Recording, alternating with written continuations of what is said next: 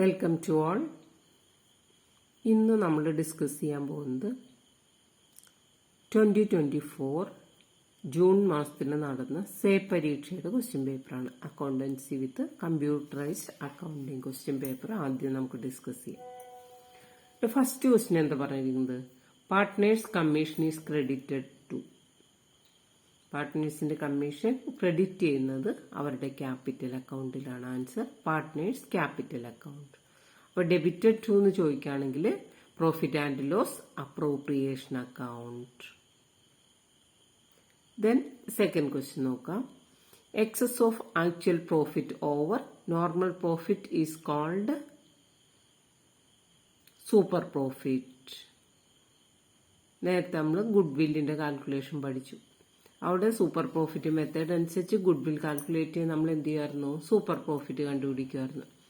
അപ്പോൾ normal profit എന്ന് പറഞ്ഞാൽ ഇതുപോലെയുള്ള മറ്റ് സ്ഥാപനങ്ങൾക്ക് കിട്ടുന്ന പ്രോഫിറ്റ്, അതും നമുക്ക് കിട്ടുന്ന പ്രോഫിറ്റ് തമ്മിൽ കമ്പയർ ചെയ്യുമ്പോൾ നമ്മളുടെ പ്രോഫിറ്റ് കൂടുതലാണെങ്കിൽ ആ ഡിഫറൻസ് ഉള്ള എമൗണ്ടിനെയാണ് പറയുക സൂപ്പർ പ്രോഫിറ്റ്.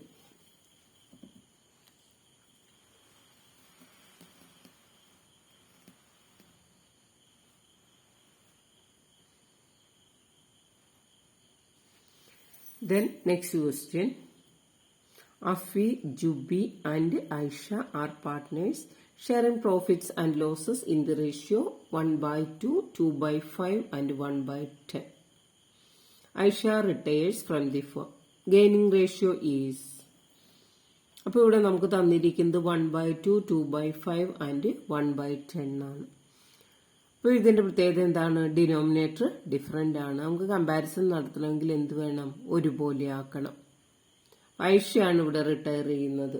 ഐഷയുടെ ഷെയർ നമുക്കറിയാം 1/10 ആണ്. അപ്പോൾ ബാലൻസ് ഉള്ളത് അഫീൻ ജുബിയാണ്. അവരുടെ പ്രോഫിറ്റ് ഷെയർ എന്ന് പറഞ്ഞാൽ 1/2 ആൻഡ് 2/5. ഇതിനെ നമുക്ക് ഒരുപോലെ ആക്കുമ്പോൾ നമുക്ക് എങ്ങനെ കിട്ടും? 5/10 ആൻഡ് 4/10. അപ്പൊ ഗെയിനിങ് റേഷ്യോ എന്ന് പറയുന്നത് 5:4 ആണ്. നെക്സ്റ്റ് ക്വസ്റ്റ്യൻ നോക്കാം. Fourth question. The amount due to retiring partner is transferred to. അതായത് ഒരു പാർട്ട്ണർഷിപ്പ് ഫേമിൽ നിന്ന് റിട്ടയർ ചെയ്യുമ്പോൾ ആൾക്ക് കിട്ടേണ്ട എമൗണ്ട് എന്ത് ചെയ്യും? അയാളുടെ ലോൺ അക്കൗണ്ടിലേക്ക് ട്രാൻസ്ഫർ ചെയ്യുന്നു. Retiring partners loan account. അടുത്ത ക്വസ്റ്റ്യൻ നമ്മളോട് ചോദിച്ചിട്ടുള്ളത് list out any 4 contents of partnership deed. Partnership deed എന്ന് പറഞ്ഞാൽ എന്താണ്? Partnership is the result of an agreement. ഒരു എഗ്രിമെന്റ് റിസൾട്ട് ആണ് partnership. The agreement may be എങ്ങനെയൊക്കെ ആവാം? Oral or written. Written agreement of പാർട്ട്ണർഷിപ്പിനെയാണ് ഇതെന്ന് പറയാ പാർട്ട്ണർഷിപ്പ് ഡീഡ് എന്ന് പറയുന്നത്. ഇനി നമ്മൾ ഡിസ്കസ് ചെയ്യാൻ പോകുന്നത് 2024 മാർച്ചിൽ ചോദിച്ച ക്വസ്റ്റ്യൻ പേപ്പറിൽ ക്വസ്റ്റ്യൻസ് നമുക്ക് നോക്കാം. First question. Under fixed capital method partners commission is credited to. Fixed capital മെത്തേഡിന്റെ പ്രത്യേകത എന്താണ്? ഒരു ക്യാപിറ്റൽ അക്കൗണ്ടും ഒരു കറന്റ് അക്കൗണ്ടും ഉണ്ട്. അപ്പോൾ പാർട്ട്നേഴ്സ് കമ്മീഷൻ എവിടെയാണ് ക്രെഡിറ്റ് ചെയ്യുന്നത്? കറന്റ് അക്കൗണ്ടിലാണ് ക്രെഡിറ്റ് ചെയ്യുന്നത്. ഡെബിറ്റ് ചെയ്യുന്നത് നേരത്തെ നമ്മൾ പറഞ്ഞ പോലെ profit and loss appropriation account. Second question. On admission of a partner amount of general reserve is transferred to old partners capital account in old ratio. പുതിയ പാർട്ട്ണറെ അഡ്മിറ്റ് ചെയ്യുന്ന സമയത്ത് അത്രയും നാൾ ബിസിനസ് നടത്തി കിട്ടിയ പ്രോഫിറ്റ് എന്ത് ചെയ്തിട്ടുണ്ട്? ജനറൽ റിസർവ് എന്ന ഹെഡിൽ ട്രാൻസ്ഫർ ചെയ്തിട്ടുണ്ട്. അപ്പോൾ ആ എമൗണ്ടിനെ പഴയ പാർട്ട്നേഴ്സിന് അവരുടെ ക്യാപിറ്റൽ അക്കൗണ്ടിൽ ഓൾഡ് റേഷ്യോയിലാണ് വീതിച്ചു കൊടുക്കുന്നത്. ദെൻ തേർഡ് ക്വസ്റ്റ്യൻ നോക്കുക.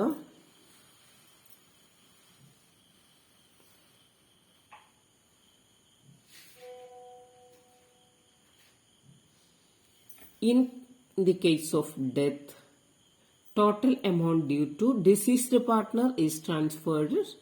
അതായത് ഒരു പാർട്ട്ണർ മരിക്കുകയാണെങ്കിൽ അയാൾക്ക് കിട്ടേണ്ട എമൗണ്ട് എങ്ങോട്ടാണ് ട്രാൻസ്ഫർ ചെയ്യുക? ഇപ്പൊ ഡെത്ത് ആവുമ്പോൾ നമ്മൾ ട്രാൻസ്ഫർ ചെയ്യുന്നത് എക്സിക്യൂട്ടേഴ്സ് ലോൺ അക്കൗണ്ട്, അനന്തരാവകാശികളുടെ ലോൺ അക്കൗണ്ടിലേക്കാണ് നമ്മൾ ട്രാൻസ്ഫർ ചെയ്യുന്നത്. Fourth question, X, Y and Z are partners sharing profits in the ratio 5:3:2. X retires, X ആണ് പോകുന്നത്, അതായത് 5/10 എന്നുള്ളതാണ് പോകുന്നു. ബാലൻസ് ഉള്ളത് എത്രയുണ്ട്? ന്യൂ റേഷ്യോ എന്ന് പറയുന്നത് 5:3:2 ആയിരുന്നു. 5 റിട്ടയർ ചെയ്ത് കഴിഞ്ഞപ്പോൾ ബാക്കി ഇനി എത്ര ഉള്ളത്? 3:2 ആണ്. ഇത്രയും 1 മാർക്ക് ക്വസ്റ്റ്യൻ ആണ്. ദെൻ അടുത്തൊരു ക്വസ്റ്റ്യൻ നോക്കുക, 2 marks question. Write the provisions applicable in the absence of deed. പാർട്ട്ണർഷിപ്പ് ഡീഡിൽ ഒന്നും മെൻഷൻ ചെയ്തില്ലെങ്കിൽ താഴെ പറയുന്ന കാര്യങ്ങളിൽ എങ്ങനെയാണ് അഡ്ജസ്റ്റ് ചെയ്യുന്നതെന്ന് നോക്കാം നമുക്ക്. First one, profit sharing ratio. Partnership ഡീഡിലൊന്നും പറഞ്ഞില്ലെങ്കിൽ പ്രോഫിറ്റ് ഷെയറിംഗ് റേഷ്യോ ഈക്വൽ ആണ്. Next point B, interest on loan. Interest on ലോണിനെ കുറിച്ച് പാർട്ട്ണർഷിപ്പ് ഡീഡിൽ മെൻഷൻ ചെയ്തിട്ടില്ല എങ്കിൽ ഇൻട്രസ്റ്റ് ഓൺ ലോൺ 6% ആണ്.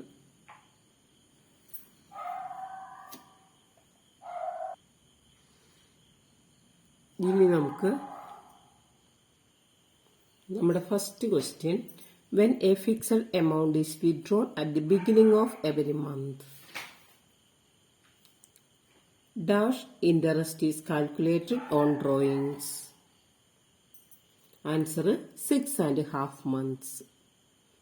ഇനി fixed amount is withdrawn at the middle of every month ആണെങ്കിൽ 6 months ആണ്.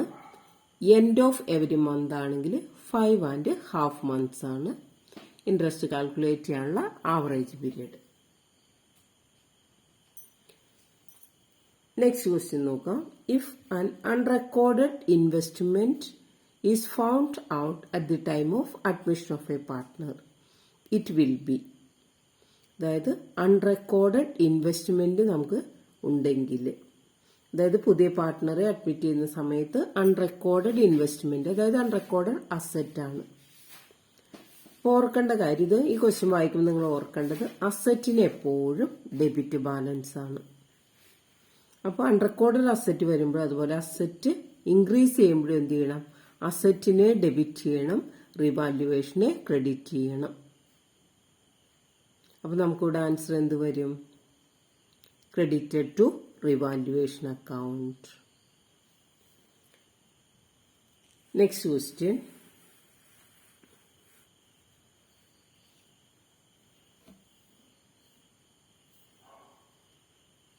A, B and C were partners sharing profits and losses in the ratio 2:2:1. If B retires and A and C will share future profits and losses in the ratio 3:2. Then the gaining ratio will be. ഈ ക്വസ്റ്റ്യനിൽ നമുക്ക് old ratio തന്നിട്ടുണ്ട്, new ratio തന്നിട്ടുണ്ട്. ഇങ്ങനെ വരുന്ന കേസിൽ നമുക്കത് calculate ചെയ്യണം. അപ്പോൾ നമുക്ക് ഗെയിനിങ് റേഷ്യോ കാൽക്കുലേറ്റ് ചെയ്യാനുള്ള ഇക്വേഷൻ എന്താണ്? New share minus old share. പേയുടെ ന്യൂ ഷെയർ എന്ന് പറഞ്ഞാൽ 3:2 ആണ് ന്യൂ റേഷ്യോ. അപ്പോൾ 3/5 മൈനസ് ഓൾഡ് ഷെയർ എത്രയാണ്? 2:2:1 ആണ്. അപ്പോൾ 2/5. 3/5 മൈനസ് 2/5 ഈക്വൽസ് 1/5.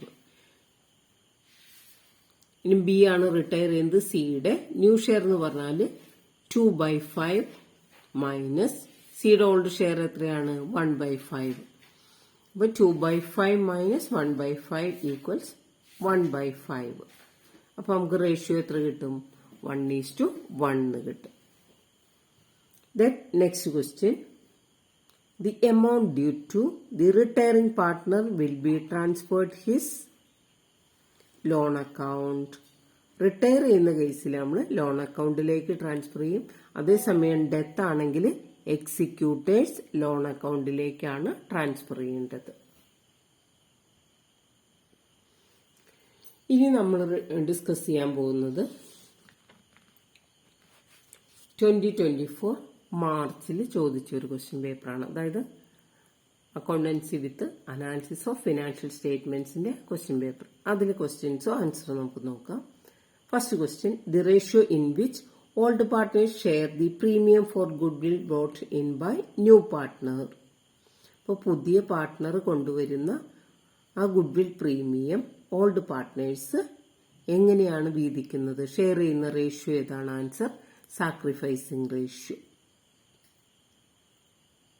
റിട്ടയർമെന്റ് അല്ലെങ്കിൽ ഡെത്ത് ആണെങ്കിൽ നമ്മൾ അവിടെ ഗുഡ് വില്ല് അഡ്ജസ്റ്റ് ചെയ്യുന്ന റേഷ്യോ എന്ന് പറഞ്ഞാൽ ഗെയിനിങ് റേഷ്യോ ആണ്. അഡ്മിഷന്റെ സമയത്ത് നമ്മൾ അത് കാൽക്കുലേറ്റ് ചെയ്യുന്നത് സാക്രിഫൈസിങ് റേഷ്യോ. സെക്കൻഡ് ക്വസ്റ്റ്യൻ നോക്കുക. At the time of admission of a partner, general reserve appearing in old balance sheet is transferred to. അതായത് ഒരു പുതിയ പാർട്ട്ണറെ അഡ്മിറ്റ് ചെയ്യുന്ന സമയത്ത് നമ്മുടെ ബാലൻസ് ഷീറ്റിലുള്ള ജനറൽ റിസർവ് അല്ലെങ്കിൽ profit and loss account balance old പാർട്ട്നേഴ്സിന്റെ ക്യാപിറ്റൽ അക്കൗണ്ടിലേക്ക് ട്രാൻസ്ഫർ ചെയ്യണം. Then next question. A, B and C are partners who share profits in the ratio of 3:2:1. B retired from the firm. New ratio, അതായത് അവരുടെ old ratio 3:2:1. B ആണ് retire ചെയ്യുന്നത്. New ratio എത്രയായിരിക്കും? 3:1 ആണ് new ratio.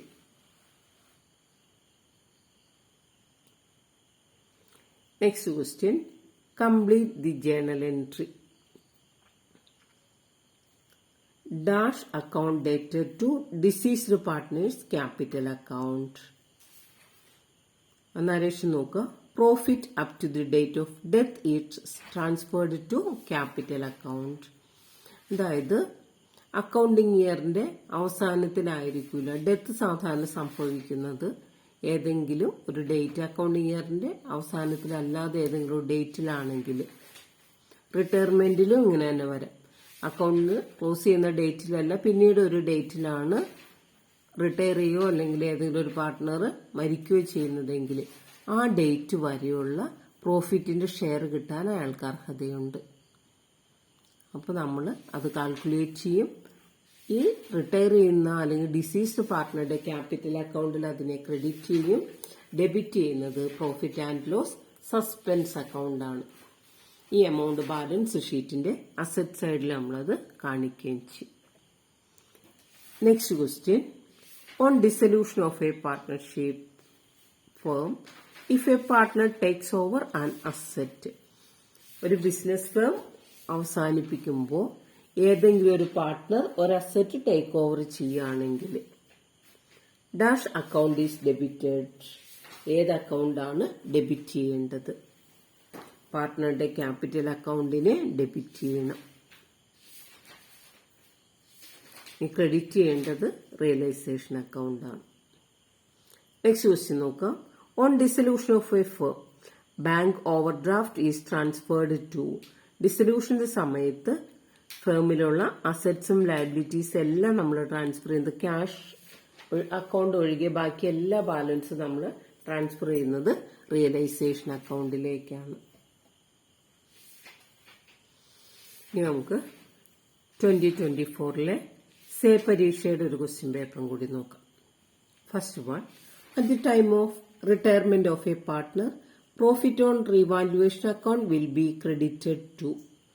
ഒരു partner retire ചെയ്യുന്ന സമയത്ത് revaluation profit എല്ലാ പാർട്ട്നേഴ്സിന്റെ ക്യാപിറ്റലിലേക്ക് ട്രാൻസ്ഫർ ചെയ്യണം. അതായത് ക്രെഡിറ്റഡ് ടു പ്രോഫിറ്റ് ആയതുകൊണ്ട് ക്രെഡിറ്റ് ചെയ്യണം. Capital account of all partners. Second question. At the time of admission of a new partner, the balance in profit and loss account is transferred to. ഒരു പുതിയ പാർട്ട്ണറെ admit ചെയ്യുമ്പോൾ അതുവരെയുള്ള ലാഭത്തിന്റെ വിഹിതം എങ്ങോട്ടാണ് ട്രാൻസ്ഫർ ചെയ്യുന്നത്? Old partners capital account. Then next question. A, B and C are partners sharing profits and losses in the ratio of 1/2, 1/4 and 1/4. അപ്പോൾ ഒരു പ്രോഫിറ്റ് ഷെയറിംഗ് റേഷ്യോ ആണ് നമുക്ക് തന്നിരിക്കുന്നത്. B retires from the firm. B ആണ് retire ചെയ്യുന്നത്. അതായത് ബിയുടെ share എത്രയാണ്? 1/4 ആണ്. നമ്മളോട് ന്യൂ റേഷ്യോ ആണ് കണ്ടുപിടിക്കാൻ പറഞ്ഞത്. അപ്പൊ ന്യൂ റേഷ്യോ എന്ന് പറയുന്നത് 1/2:1/4. അതിനെ നമ്മൾ മാറ്റി എഴുതുമ്പോൾ എങ്ങനെ വരും? 2/4:1/4. അപ്പൊ ഗെയിനിങ് റേഷ്യോ എന്ന് ന്യൂ റേഷ്യോ എന്ന് പറയുന്നത് എത്രയാണ്? 2:1 ആണ്. Then if the new partner brings his share of goodwill in cash, it will be shared by all the partners in, നേരത്തെ നമ്മൾ പറഞ്ഞതാണ് സാക്രിഫൈസിങ് റേഷ്യോ. പുതിയ പാർട്ട്ണർ കൊണ്ടുവരുന്ന ഗുഡ്വിൽ ഓൾഡ് പാർട്ട്നേഴ്സ് സാക്രിഫൈസിങ് റേഷ്യോയിൽ വീതിച്ചെടുക്കും. അടുത്ത question, at the time of dissolution unrecorded asset is credited to realization account. ഡിസൊല്യൂഷന്റെ സമയത്ത് assets എല്ലാം നമ്മൾ എന്ത് ചെയ്യും? ഡെബിറ്റ് സൈഡിലേക്ക് മാറ്റും. ആ എമൗണ്ട് റിയലൈസ് ചെയ്യുമ്പോൾ നമ്മൾ എന്ത് ചെയ്യും? ക്രെഡിറ്റ് സൈഡിൽ എഴുതും. അൺറെക്കോർഡഡ് അസറ്റിനെ സംബന്ധിച്ചിടത്തോളം നമ്മൾ ഡെബിറ്റ് സൈഡിലേക്ക് മാറ്റുന്നില്ല, നേരെ ക്രെഡിറ്റ് സൈഡിലാണ് റിയലൈസ് ചെയ്യുന്ന സമയത്ത്. അത് വിറ്റ് പൈസ കിട്ടുമ്പോൾ നമ്മൾ അത് റിയലൈസേഷൻ അക്കൗണ്ടിന്റെ ക്രെഡിറ്റ് സൈഡിൽ എഴുതും. അടുത്ത ക്വസ്റ്റ്യൻ നോക്കുക. റിയലൈസേഷൻ അക്കൗണ്ട് ഇസ് ഏത് തരം അക്കൗണ്ട് ആണ് റിയലൈസേഷൻ അക്കൗണ്ട് എന്നുള്ളത്? Realisation account is a nominal account.